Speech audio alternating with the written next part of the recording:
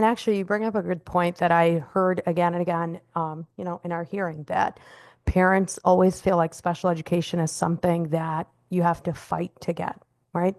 And while I think there's many ways that we need to eventually tackle that kind of issue to make it so that you don't have to fight and that so it is easier to receive services when they're needed. I think often as legislators, we look at the problem and we don't look at the really root cause of what's going on, right? And so, what I would argue, I think a lot of times, what has happened is when districts have, let's just say, refused outplacement for a child or refused to provide extra services for children, it's because of the cost of what that would mean for the district. And so, sometimes when children are given tutoring on their IEPs, it's because they're waiting for a placement. And until the district can find a placement that will take that child for the amount the school can afford, the child is at home receiving tutoring services. And so a lot of the, I guess, advocacy in terms of having proper rate setting that would make budgets affordable and make school programs affordable for districts address this problem so that districts do not have to think twice about, hey, why would how can we outplace a child when we do not have 150,000 or 250,000 in our budget for this year?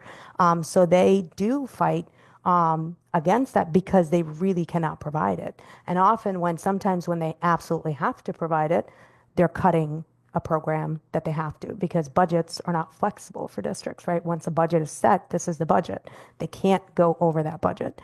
And so special education ends up becoming a space where you see people are always just kind of at odds.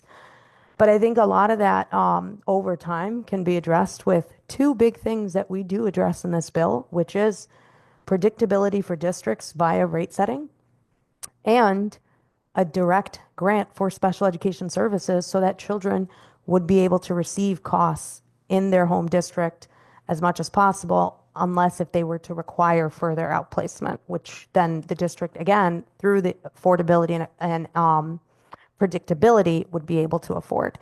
So if over time we want to see districts provide the service that children need, then we make that service doable. So I'll give the example of we've required gym for all students in Connecticut, right? And I would argue over the country.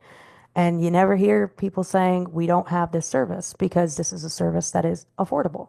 Special education does cost more money, right? And the solution is not just give more money.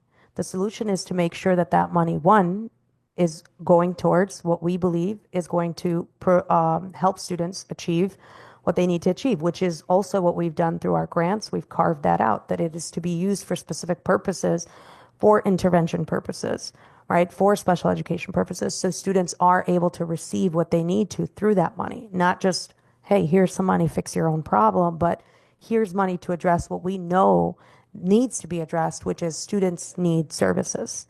And when students need outplacement services, which are absolutely crucial in certain cases, we want to make sure that those services are also affordable so that districts don't have to say no when children do need. Obviously, as special ed teacher, you know that I have spoken a little bit to some of what this would mean for districts, but I've been in many situations where I've received a student that should very well be outplaced, but the district cannot outplace at that moment. Or you see students that would need a paraeducator, but the district cannot afford to put a paraeducator in place. And so we do have services that are not being met because of affordability.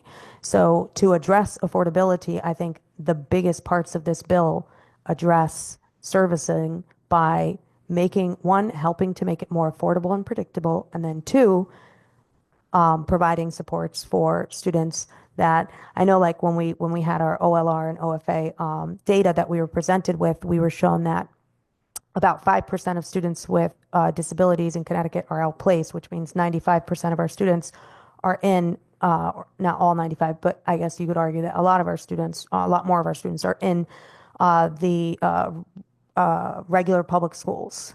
And so these students that are in our schools, we right now do not provide special education supports for from the state level, direct special ed supports. This bill addresses a big part of that. It's the first time where we address direct special education grants. So I think we don't say what would happen in that particular case, but we help to mitigate it so that those cases happen less and less and less.